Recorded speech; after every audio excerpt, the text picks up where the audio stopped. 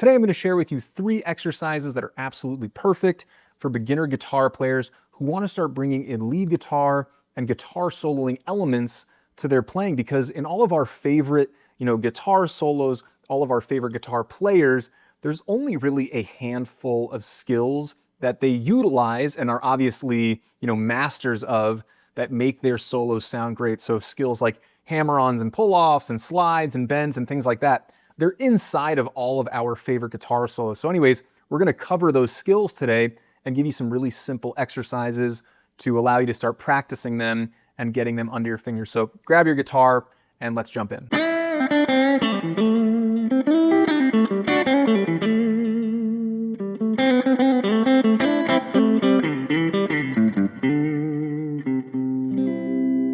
So really quick, for those of you who haven't been introduced to this concept yet, a hammer-on is where we simply hit a note. So in this case, I've got the G string on the 5th fret with my index finger. When I hit it, I'm going to hammer on with my ring finger so that the 7th fret rings out.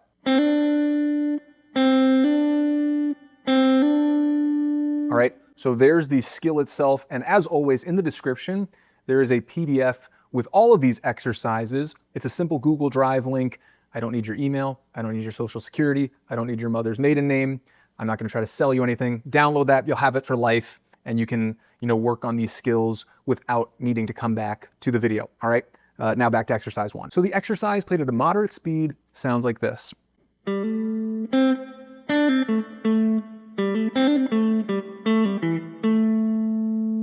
Remember, when we're beginners, we don't want to do too much. I'm not adding any vibrato yet. We'll go over that in a later exercise. We just want to work the hammer and the pull-off. So there's the first hammer, right? And it's signified with an H when we're looking at tabs. Right, so we've got a hammer on the D string from 5 to 7. Then we just hit the G string on the 5th fret.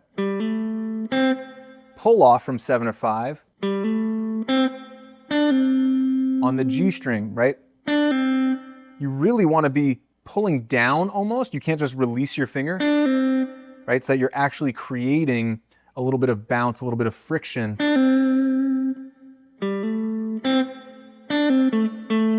Right, then we're back to the D string. 2 hits on the 7th fret, so got another hammer on, right, from 5 to 7 on the D string. Then we've got this hammer to pull. Remember, when you're practicing this, if you're brand new, these skills aren't going to be necessarily easy.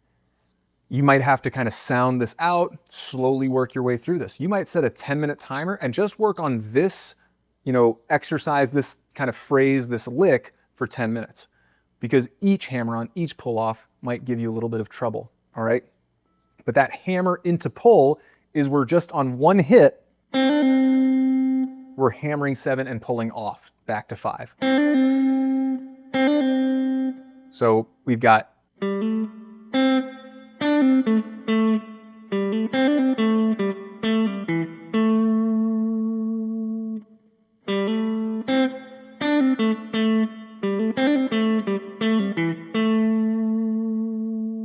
so there's the entire lick. We obviously have a few more steps, right?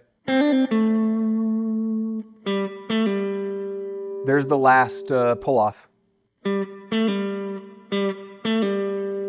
5 and then 7 pull-off back to 5. But already, hopefully you can see that that adds some flavor. If we just went,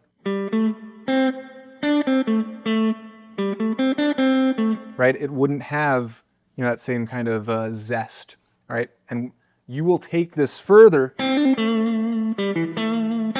when you add some vibrato, some slight bends, some, other elements. It'll sound even better, and you'll start recognizing that some of your favorite players keep things really simple. They are just masters of their own style, the things that they like to mess around with.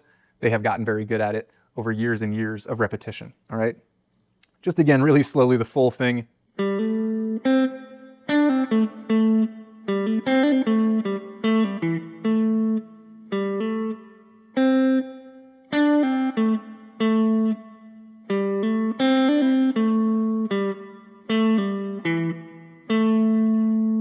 All right, And again, you have the tabs. You can slow that down on YouTube settings if you need to, so that you can hear it again and again and again. But you have the tabs. I think you have enough to sound it out now.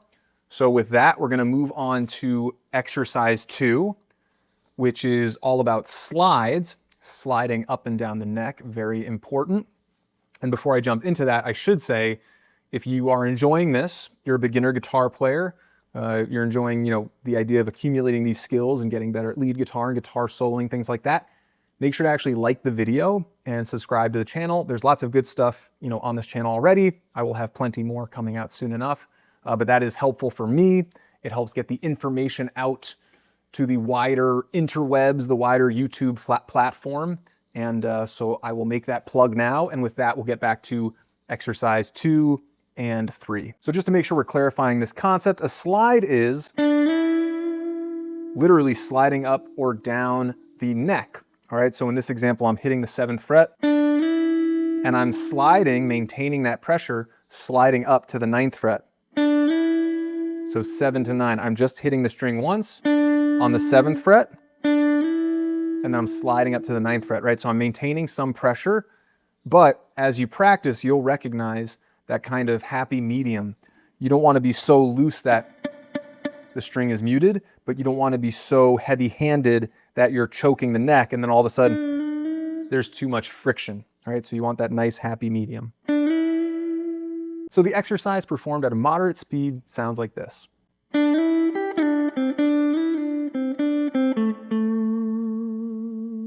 And yes, I'm throwing in a vibrato here.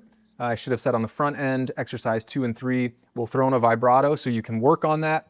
You can bring it into exercise 1. I wanted to keep things relatively simple for that. But a vibrato is something you can add in every freaking context of lead guitar and guitar solos to just give some extra flavor and oomph to each note that you're hitting, or really each note that you're lingering on, okay? But we'll go over that in just a second. So the exercise starts with this slide up and down. So now you can see, which direction the slash marks face. We're sliding up from 7 to 9 on the G string. And then we're hitting the 8th fret on the B string. You can keep both fingers down and let it ring out like that. Especially as you're practicing. You might just be practicing those 2 notes, right? As you're getting going. Then you slide down from 9 to 7. So, again, you might segment it out. We're new, we're beginning, we're starting things out. It shouldn't sound super fluid yet, all right? So just remember, you're chipping away at the skill. You're not baking it into your system yet. That's gonna take a lot of repetition. You might wanna practice this a few times a week. You may wanna hit it every day, okay? This whole routine. But just keep that in mind. You're not gonna have this immediately.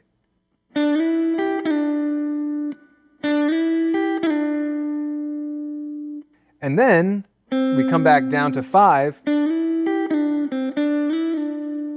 And now we connect those slides. So 7 up to 9, back down to 7 in one stroke. We keep that pressure. And same thing, you might just be practicing that for an entire, 3 to 5 minutes to make sure that sounds okay, it sounds clear, okay? So we've got, and then we're just running down to the vibrato. So again,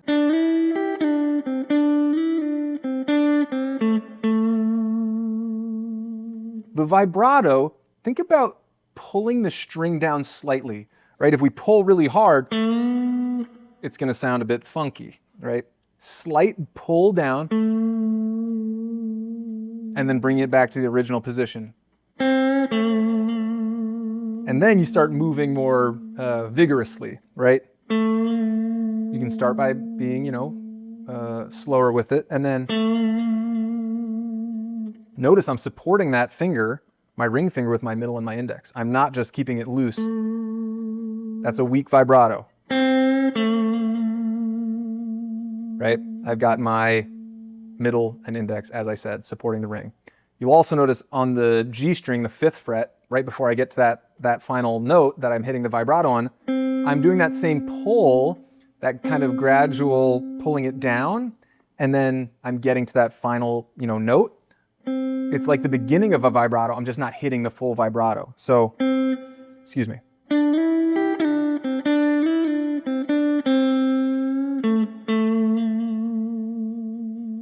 Right? So you can play around with that. Like I said, it's not going to happen overnight. It's not going to happen immediately. But it is a skill that you can mess around with and play with. And what I'll also say really quick as another kind of bonus, these are all centered around the A minor pentatonic shape. So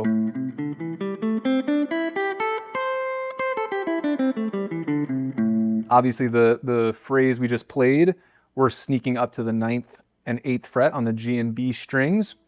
That's just an extension of that same scale. So those notes fall into that scale. But if you want to play around with this over an A minor backing track, I'll link one here. You can also just go on YouTube and search A minor backing track for guitar, and you can have a lovely time practicing these on top of a backing track, which might be more fun than playing it without one or playing with a metronome, things like that, okay? So exercise 3 is focused on bending, and just like the other skills, bending a string also helps us go from one note to another without needing to hit the actual string twice. So what I mean by that is, in this example, we're going to bend from the 7th fret to the 9th fret, right? We're trying to make this note sound like this note by bending. And similar to that vibrato, we're going to support our ring finger with our middle and our index. So when we bend, you'll see a lot of beginners and intermediates do that. They bend with just one finger. It's a very weak bend, right? So you want to support, and you can check your math, so to speak, by, you can go over sometimes, right? And you've now overshot that note. So we're trying to do what's called a whole step bend, right? 2 frets up. You can check it out for a second.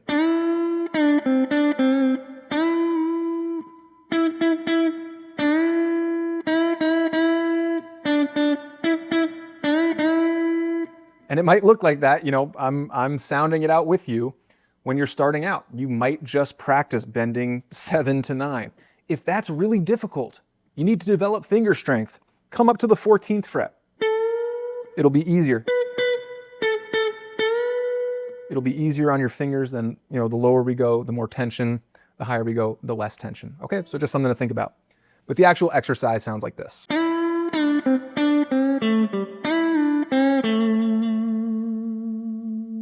So we've got 2 bends there, both on the G string, both on the 7th fret. We're bending up to the 9th fret. And as we come up,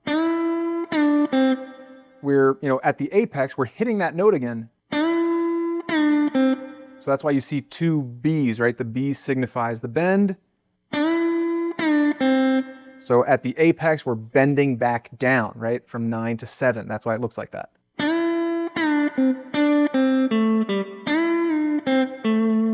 On the second bend, we're not hitting the note twice. We're going from the 9th, that bend, and bringing it right back down in one hit. Overshot it.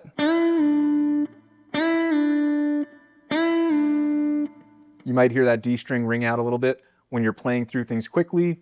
That'll be masked. But as we're practicing, it's okay to hear your blemishes and try your best to clean them up. Utilize your picking hand to try to mute some of those things, and same thing, be really accurate with your bend. So you don't hear that D string ring out, but things happen, of course. So we've got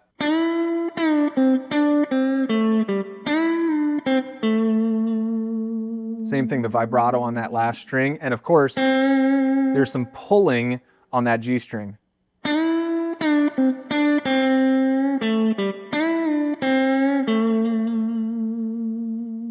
That vibrato, pulling down and then back to neutral. So all of these things, play with them, experiment, take your time. If you feel like you get them into this really good place, that's where you can start bringing in the metronome. You can start bringing that, in the backing track. Of course, to start, I wouldn't necessarily do that right away. You know what I mean? I would just mess around with them, one note at a time.